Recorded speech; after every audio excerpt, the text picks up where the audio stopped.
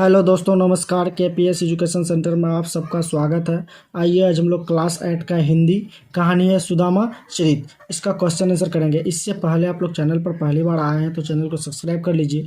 Video पसंद आया है तो एक लाइक कर दीजिए। तो ये देखते हैं इसका क्वेश्चन में क्या कह रहा है।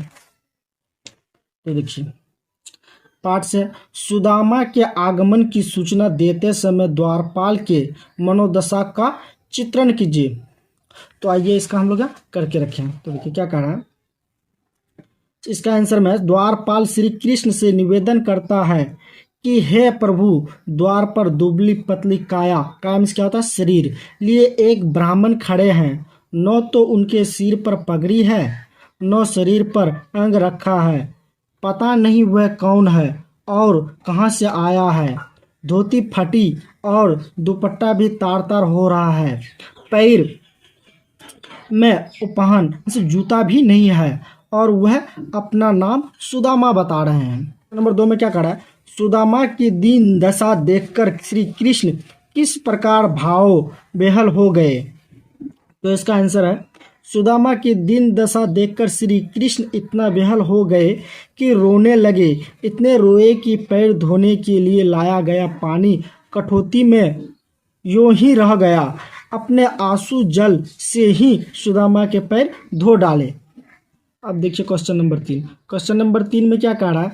गुरु के यहाँ की किस बात की याद श्री कृष्ण ने सुदामा को दिलाई। तो देखिए यहाँ पर किस बात की याद दिलाई है। बचपन में जब दोनों मित्र संदीपन मुनि के आश्रम में रहते थे तो आश्रम के लिए लकड़ी जुटाने के लिए दोनों मित्र जंगल में गए थे।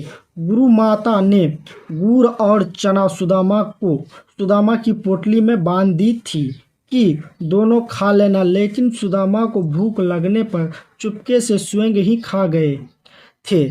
इसी बात की याद श्री कृष्ण ने सुदामा को द्वारिका में दिलाई। अब देखिए क्वेश्चन नंबर 4। क्वेश्चन नंबर 4 में क्या कह रहा है। अपने गांव वापस आने पर सुदामा को क्या भ्रम हुआ। जब सुदामा द्वारिका से वापस अपने गांव आते हैं तो अपनी झोपड़ी की जगह द्वारिका जैसा ही महल देखकर भ्रमित हो गए। अब आइए नेक्स्ट क्वेश्चन पर। 1 नंबर है, दोनों पार्ट से आगे जितना भी क्वेश्चन उसको भी सॉल्व करते हैं। देखिए क्या कह रहा है। श्री कृष्ण और सुदामा की मित्रता आज उदाहरण के रूप में क्यों प्रस्तुत की जाती है। तो इसका आंसर है, जब एक मित्र धनवान और दूसरा गरीब होता है तथा धनवान मित्र गरीब मित्र की सहायता करता है तो ऐसे मित्रों के बीच मित्रता को कृष्ण सुदामा की मित्रता जैसी उदाहरण के रूप में प्रस्तुत किया जाता है। अब आइए पार्ट से आगे का 2 नंबर। इसमें कह रहा है, सुदामा को कुछ न देकर उनकी पत्नी को सीधे वैभव संपन्न करने का क्या औचित्य था। तो इसका आंसर है, सुदामा अपनी दीनता से कभी आहत नहीं हुए, लेकिन उनकी पत्नी आहत थी। संभवतः सुदामा उस वैभव को स्वीकार भी नहीं करते। अतः श्री कृष्ण ने सुदामा को वैभव न प्रदान कर उनकी पत्नी को ही वैभव सम्मान कर दिया। अब आइए कह रहा है, क्वेश्चन नंबर 3 में कह रहा है, कविता के भावों को ध्यान में रखकर एक कहानी लिखिए।